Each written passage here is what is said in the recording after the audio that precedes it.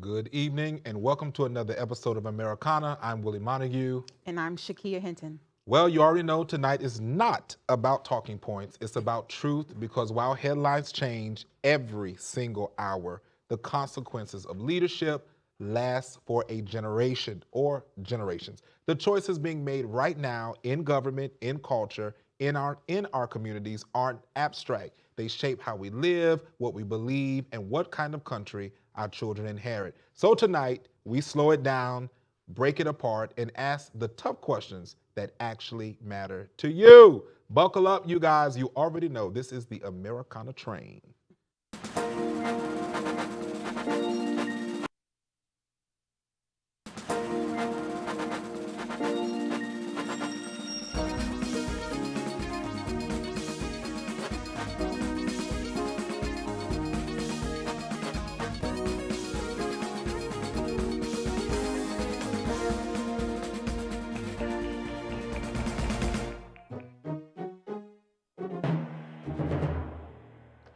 Woo! Coming up on today's show, they say the economy is strong, but why do so many Americans, me too, still feel broke? Are the headlines missing what families see at the grocery store and gas pumps? Plus, an interview between Texas Democrat James Talarico and Stephen Colbert was reportedly blocked. Is this accountability or something more dangerous? America is changing. Non-white births have now surpassed white births. But what does that mean for the future of this country? And social media is buzzing with conspiracy theories linking Michael Jackson to the Jeffrey Epstein files. Fact or fiction? The man gone, but maybe he left a little something. And we about but we'll wait till we get there. Don't y'all gonna have us docs.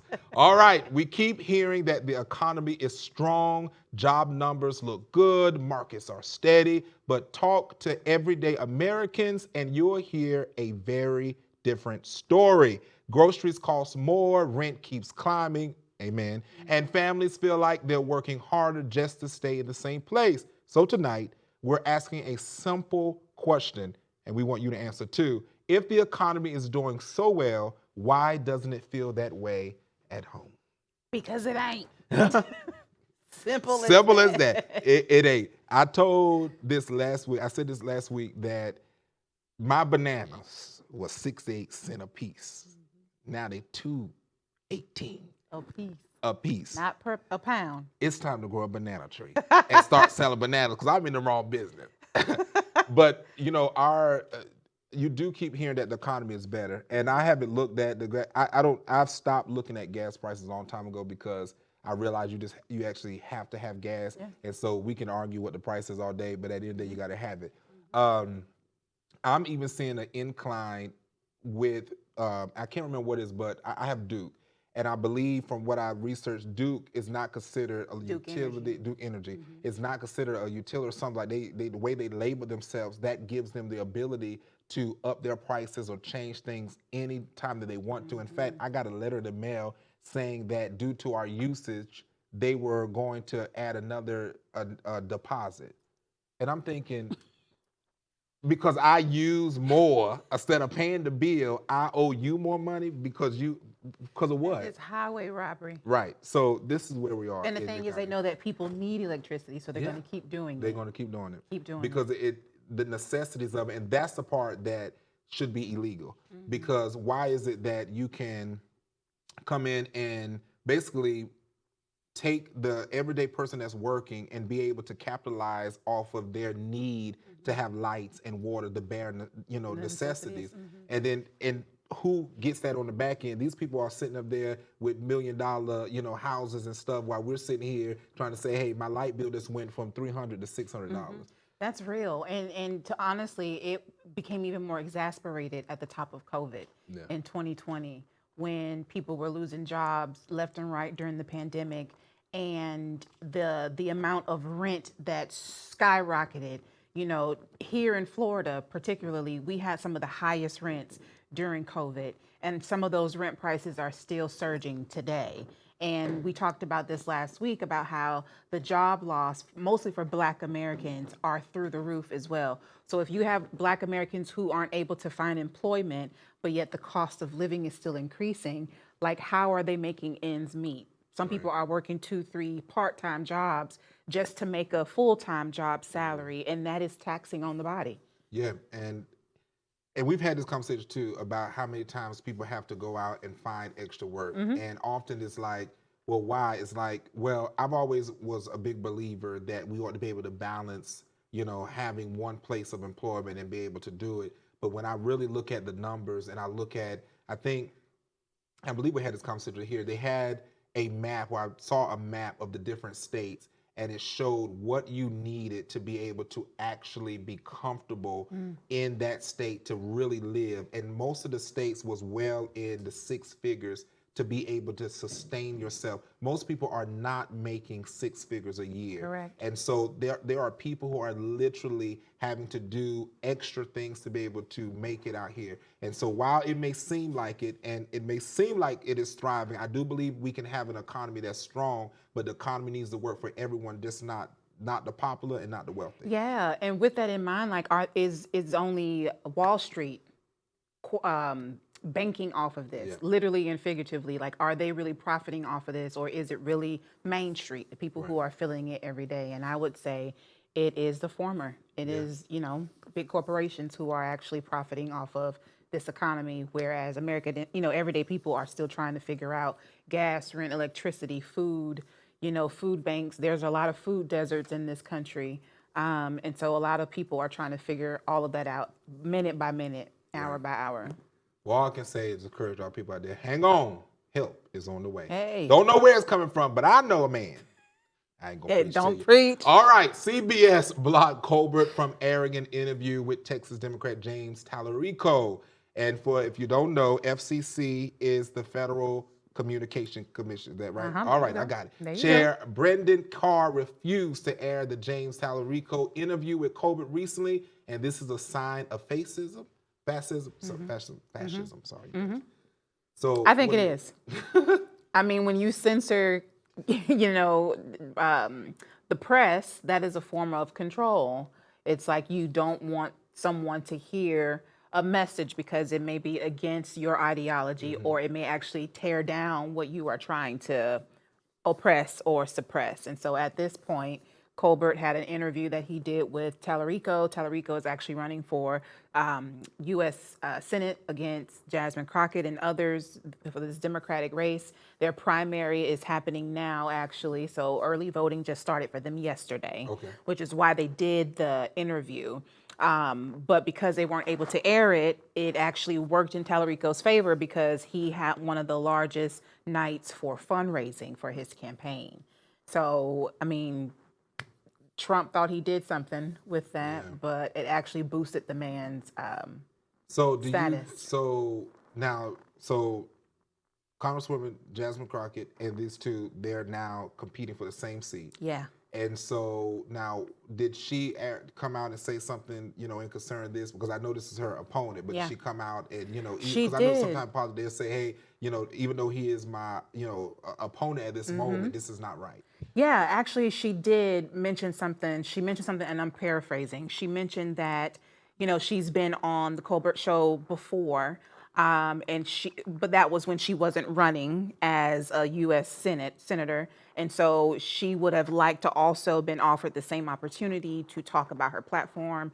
And she is waiting to hear from the station to see if they're going to afford her the same opportunity. But as of now, she did not have that opportunity with them. And that actually is supposed to be across the board. Like that FCC governs that part. That if you are a candidate and it is related to your campaign, it's supposed to be equal airtime for every candidate that's in that race. That's either side. And so that's why you have a lot of stations who just don't do anything unless they're trying to have a forum. But they just don't do anything because, you can have literally, it can be Joe Smo down the street and get up there and say the craziest things, Yep. but it's equal airtime when it's for campaigns. So, Yeah. you know, It's a tight race right now for them.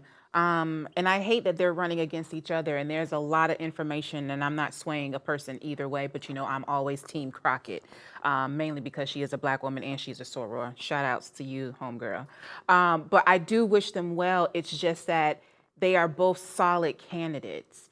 And for them to be running in this same race, I wish she had announced her candidacy before him. But they're both running at the same time for the same seat.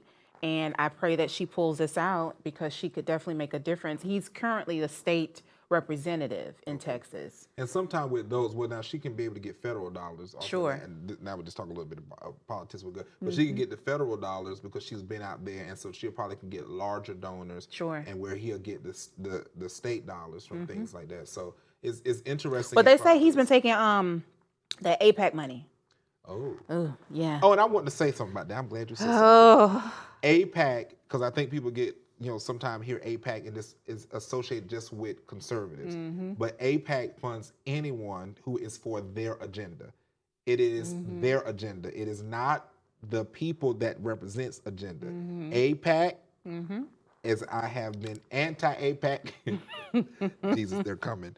I have been anti-APAC because I do not like when you have these political action committees that has trillions of dollars, some of Yeah. it even billions of dollars, whatever the amount is, that they're able to come in and sway voters by just sending out a mass email or something where most people can't even afford to get a palm card out to the door. They can go in and literally sway voters with whatever or as you say, disinformation. mis and disinformation. Absolutely. I know that there is one woman in particular who is a supporter of Trump who has now given to Talarico's campaign with this APAC money. So that is also a part of the controversy with this race. A lot of people are saying that because he's a Democrat, he's taking money from APAC, and this woman who is a Trump supporter, it just goes against all of the things that he says he stands for, but yet they're also trying to throw dirt on Congressman Crockett's name and saying that she's not qualified and all of the things. So we'll have more information on that race as it progresses. Ooh-wee. It's hot in here. Well, let's move on. There's Hot in something here. happening. It is hot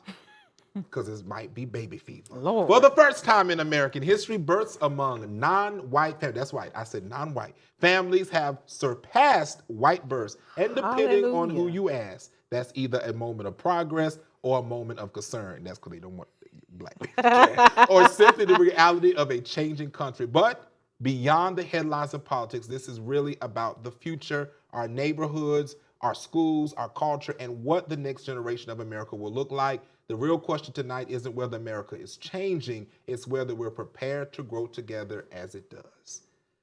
I'm so happy to hear that news. Yeah, I was actually happy to see it too, because I always hear people relate the amount of crime that happens, particularly with black people and the population of black people. And so I always felt like, because I ain't gonna say it, 'cause I don't want to throw black people on the bus, but I was about to say about the appreciate census. you. But I don't think that we are in the census as some other people do census. I don't think that we are really counted thoroughly. Oh, okay. So I think that even though they say we are less than a certain percent in America, I just think that because we're not accounted for properly, and I think that we're only used in data for welfare. That is true. Versus used for data to say that this because the census really is not just for demographic purposes. Correct. It should be able to outline, the median income, where people are living, suburbs, in the trenches, homeless. But I don't think the census is as thorough as it should be because it's still people coming to your door, sending letters, sending things like that. A lot of people now, if it looks like a bill or something that I don't want to get, That and is true. especially if you're gonna send me a piece of letter and it starts off with U.S. You like, okay, is this Trash. the movie? Is this the movie Us? Trash.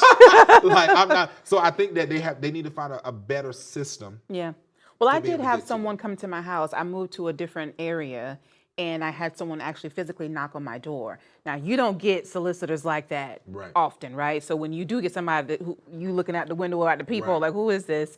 So I answered through the door and they said they were with the census. So I opened the door and we talked, as they were checking off things on this list. But Typically, people don't open the door for people anymore, especially if they feel like you are trying to sell something Right. or you owe money, they owe money and they trying to dodge and duck and dodge and stuff like that. So there should be a different approach. And I would agree with you that they are not counting us correctly because a lot of counties and a lot of states could be getting more funding to help with infrastructure and all the things if they accurately depicted who is where in all these things. So it's going to be interesting to see the next census Well, what concerned in me when they came 2030. to my door was that I'm explaining to the lady that this home is not the typical home. Like, I'm telling her that this is a home, a children's home. So I said, that, this is, I would prefer not to give this information because you're trying to base it. And she said, oh, no, that's okay. Just whoever here. And I'm like, are you not hearing me? You're counting. So, because that would be the same as if they came, count the children that's in the house, then go to their parents' house and count them again. That's what I'm trying to say. And so I believe that, it's just not a thirst because these people are getting paid by, the data that they're inputting into this computer system or iPad.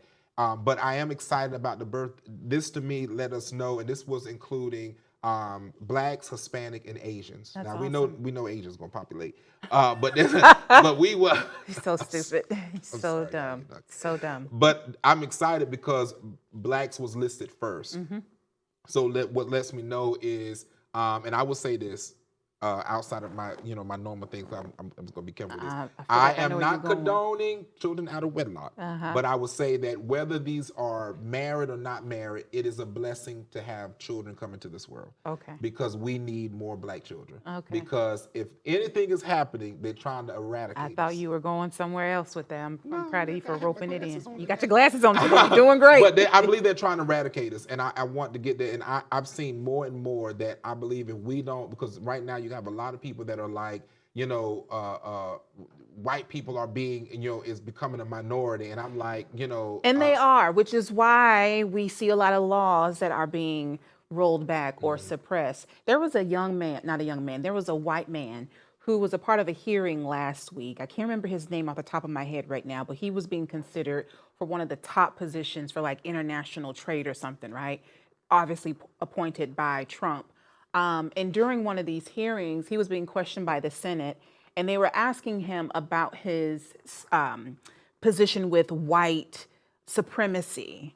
And he was very blatant and very confident and kept saying that he was standing 10 toes down on what he believed in. And what essentially is what he said is that he feels that white people are superior in race and that the America that he knew and loves is not looking the same as what his ancestors did.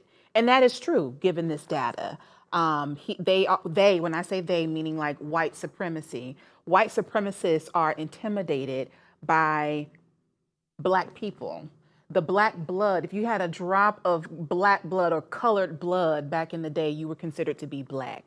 They didn't want anything to be mixed with our race. And here we are, standing tall and proud. And it's interesting because people want to act as if our existence is a bother, but you've eaten our syrup. Yeah, we took care of your children. With the breast milk of the Black woman's titty. Correct. Now, why And you got so- to say titty like that? Why? Whatever. You could have just said breast. You was doing so fine. God. So it's like the things of who we are. And I said this the other day. They go put fillers in the lips. They go get BBLs. They go do all these things to want to look as close as they can to Black people.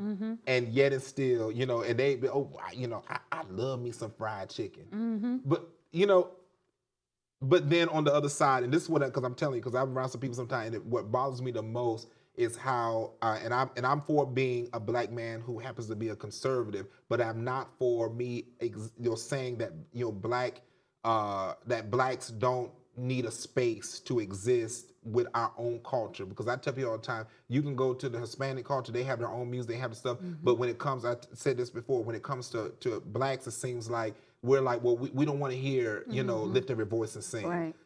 We don't want to hear, the way you dance, or we don't want to hear rap as if all Black culture came out with was rap. Right. So. Tell me this, and I know we have to go, and this is slightly off topic, and maybe it can be a topic for us one day. Do you find it to be exhausting to be a Black conservative in this political climate right now? I can say in this political right now, yes, because I have never ever have seen so much lack of it. Back when this whole Black conservative thing, because I want this to be clear. Let me put this on for a minute.